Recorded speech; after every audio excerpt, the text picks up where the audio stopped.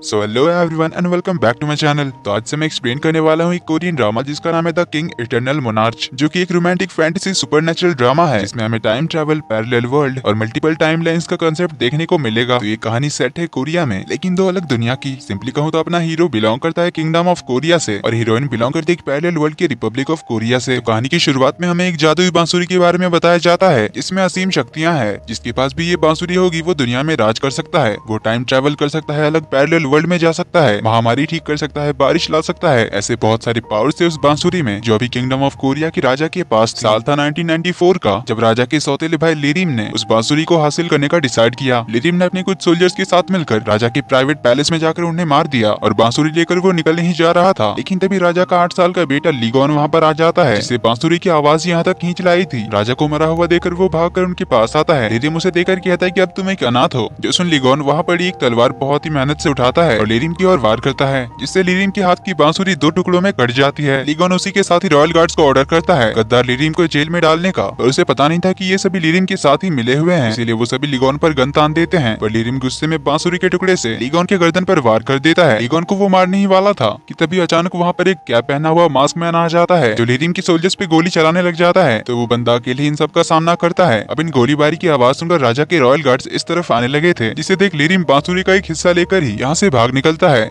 वहीं पर हम देखते हैं बांसुरी का दूसरा हिस्सा लीगोन के पास था। लीगोन जख्मी पड़ा था, तभी वो मास्क मैन उसे चेक करने आता है। लीगोन उसका चेहरा देख तो नहीं पाता, पर उस मास्क मैन के पास से एक आईडी कार्ड लीगोन के हाथ में रह जाता है और वो मास्क मैन यहाँ से चला जाता है। इधर लिरिम भागते हुए एक बैम्बू फॉरेस्ट में चला आता है, जहाँ उसके हाथ में बांसुरी का एक हिस्सा होने की वजह से उसके सामने एक पोर्टल खुल जाता है, जिसके पार जाते ही वो रिपब्लिक ऑफ कोरिया में पहुंच जाता है। न्यूज़पेपर्स और बैनर्स देखकर उसे पता चलता है कि इस देश का नाम रिपब्लिक ऑफ कोरिया है और ये देश नॉर्थ कोरिया और साउथ कोरिया में डिवाइडेड है। वो समझ ही रहा था कि यहाँ क्या चल रहा है, तभी वो अपने सौतेले भाई राजा के हमशक्ल से टकराता है और यहाँ पे भी लिरिम उसका भाई था, जिसे देख हमशक्ल हैरान होता है क्योंकि इस दुनिया का लिरिम बचपन से ही अपाहिज था। ये सब देखकर लिरिम समझ जाता है कि ये वही दूसरी दुनिया है इस बारे में उसने इस जादुई बांसुरी के बारे में पढ़ते हुए सुना था। तो लिरिम राजा के हमशक्ल से उसके घर ले जाने के लिए कहता है, जहाँ जाकर वो राजा के हमशक्ल को मारता है, फिर अपने अपाहिज हमशक्ल को भी मार देता है। तभी वहाँ पर इस दुनिया का लीगोन आ जाता है जो उसे देख लेता है। तो लिरिम उसे भी मार देता है। ये सब देखकर लिरिम समझ जाता है कि इस पैरेलल वर्ल्ड में किंगडम ऑफ कोरिया के सभी लोगों की हमशक्ल हैं, बस यहाँ उन सब की जिंदगी अलग है। वहीं इधर किंगडम ऑफ कोरिया में राजा का डेथ सेरेमनी शुरू होता है, जहाँ 8 साल की उम्र में ही अगला राजा बनने के बाद लीगोन अपनी पहली ड्यूटीज निभाता है अपने पिताजी के डेथ सेरेमनी का रिचुअल पूरा करके। अब क्योंकि राजा को उनके सौतेले भाई ने ही मारा था, इसीलिए रॉयल कोर्ट ने राजा के सारे चचेरे भाई और फैमिली मेंबर्स को देश निकाला दे दिया।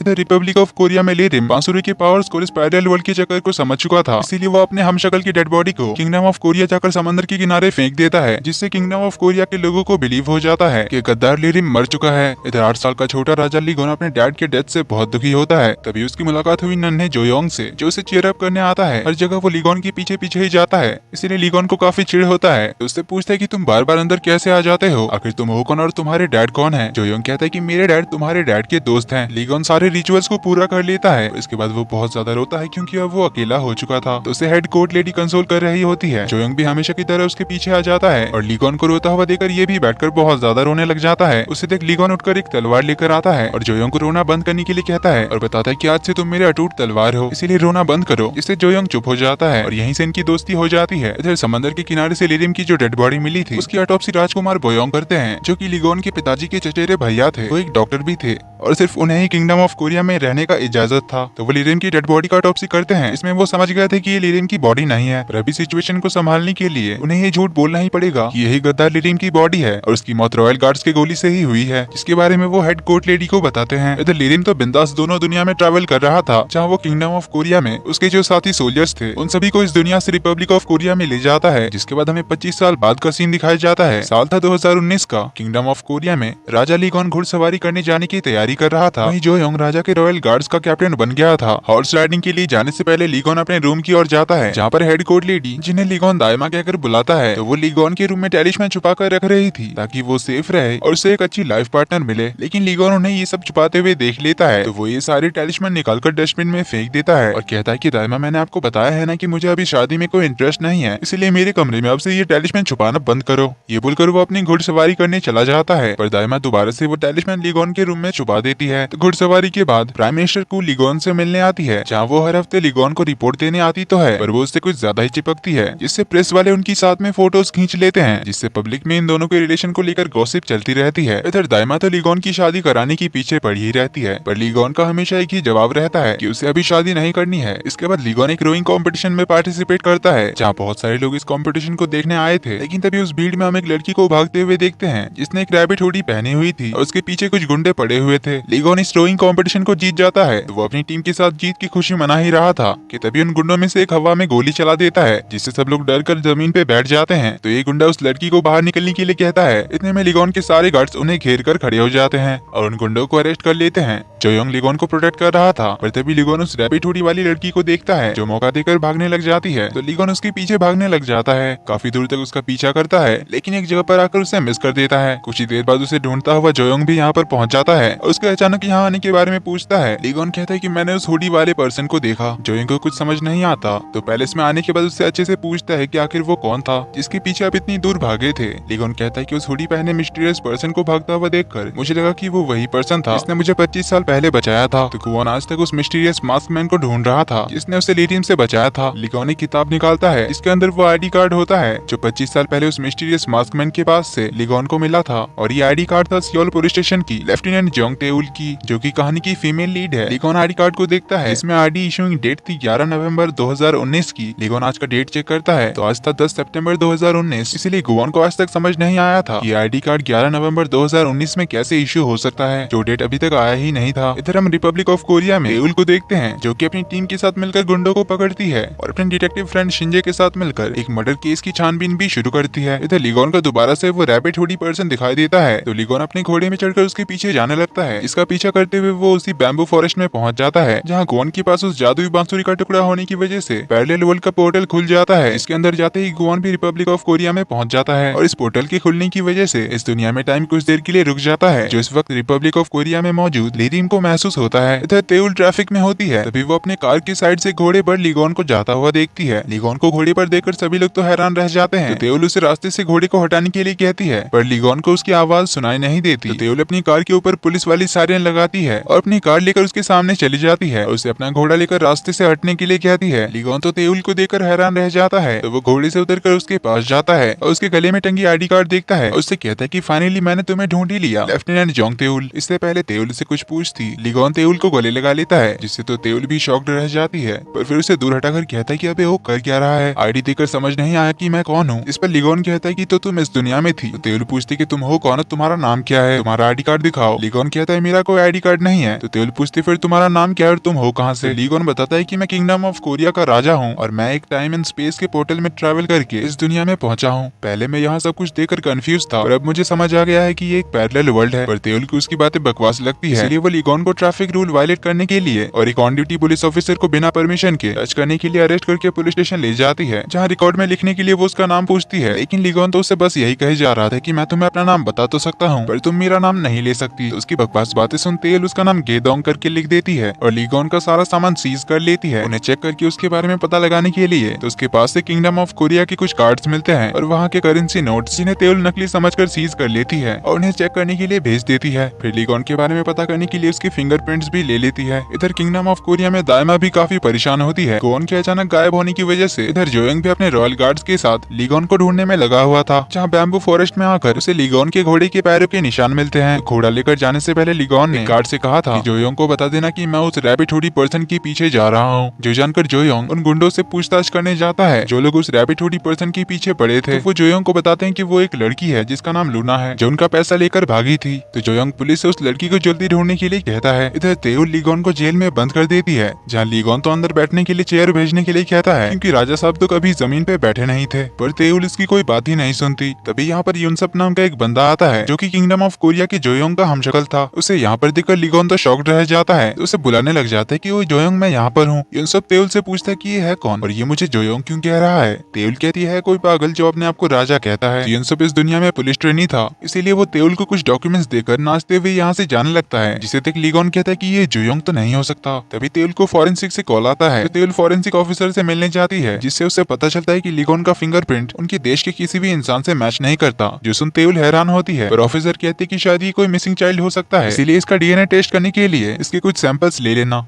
तो तेओल लीगोन को अपना मुंह खोलने के लिए कहती है, उसके सलाइवा का सैंपल लेने के लिए। लीगोन उसे कहता है कि मेरी फिंगरप्रिंट से मेरे बारे में कुछ पता नहीं कर सकी ना, मैंने कहा था ना कि मैं तुम्हारी दुनिया का नहीं हूँ, इसीलिए तुम्हें इन सब से मेरे बारे में कुछ पता नहीं चलेगा। जैसे मैं तुम्हारी दुनिया में एग्जिस्ट नहीं करता, उसी तरह तुम मेरी दुनिया में एग्जिस्ट नहीं करती। मुझे 25 साल पहले बस तुम्हारी आइडेंटिटी कार्ड मिली थी जिसमें तुम्हारी एक फोटो थी। तेओल कहती, तुम कब से ये बकवास करे जा रहे हो, आखिर तुम हो कौन और तुम्हारे पास 25 साल पहले मेरी आईडी कार्ड कैसे आ सकती है? कहीं तुम कोई स्पाई तो नहीं हो और किसी सीक्रेट मिशन को अंजाम देने तो नहीं आए हो, वरना तुम मेरे बारे में कैसे जानते हो? लीगोन कहता है कि क्योंकि मैं बहुत सालों से तुम्हें ही ढूंढ रहा था। जो सुनते तेओल हैरान होती है तो लीगोन बताता है कि थोड़ी देर पहले जो लड़का आया था जिसका नाम इस दुनिया में योनसोप है, वो मेरी दुनिया में मेरा रॉयल गार्ड कैप्टन जोयोंग है। तेओल कहती है, तो सच में तुम किसी पैरेलल वर्ल्ड से आए हो? लीगोन कहता है, हाँ, मेरी दुनिया में मैं किंगडम ऑफ कोरिया का राजा हूँ। तुम्हारी दुनिया में नॉर्थ कोरिया और साउथ कोरिया दो अलग अलग देश हैं, लेकिन मेरी दुनिया में एक ही कोरिया है। शायद तुम अभी भी नहीं समझी पैरेलल वर्ल्ड के बारे में, इसलिए लीगोन उसे पैरेलल वर्ल्ड के बारे में बताने लग जाता है। इसी मौके का फायदा उठाते हुए तेओल लीगोन का सलाइवा सैंपल ले लेती है, जिसे डीएनए टेस्टिंग के लिए भेजकर लीगोन को भी छोड़ देती है। लीगोन उसे एक 5 स्टार होटल का पता देता है, कहता है कि मैं यहाँ पर रहूंगा, तुम मुझसे यहाँ मिलने आ सकती हो। तेओल कहती है, इस 5 स्टार होटल में रहने के लिए तुम्हारे पास पैसे भी हैं। लीगोन कहता है, अभी तो नहीं है पर आ जाएंगे। उसे कहता है कि मुझे योनसोप ने बताया कि इस होटल के पास ही तुम्हारा घर भी है और वो योनसोप तुम्हारे बचपन का दोस्त भी है। तेओल कहती है, एक तो नकली नोट लेकर घूमते हो और बड़े आए 5 स्टार होटल में रहने वाले। तभी लीगोन अपने कोट से एक बटन तोड़ता है और पूछता है कि क्या यहाँ आसपास कोई ज्वेलरी शॉप है? ये एक डायमंड है, इसे बेचकर मुझे यहाँ के पैसे मिल जाएंगे। तेओल को उसकी बात पर बिलीव नहीं होता, कहती है कि अगर ये डायमंड है तो मैं प्रिंसेस डायना हूँ। लेकिन ज्वेलरी शॉप आकर तेओल तो एकदम हैरान रह जाती है, क्योंकि वो सच में डायमंड था और वो बहुत ही ज्यादा महंगा था, जिससे वो तो काफी एम्बेरस होती है। तो लीगोन से पूछता है कि क्यों प्रिंसेस डायना,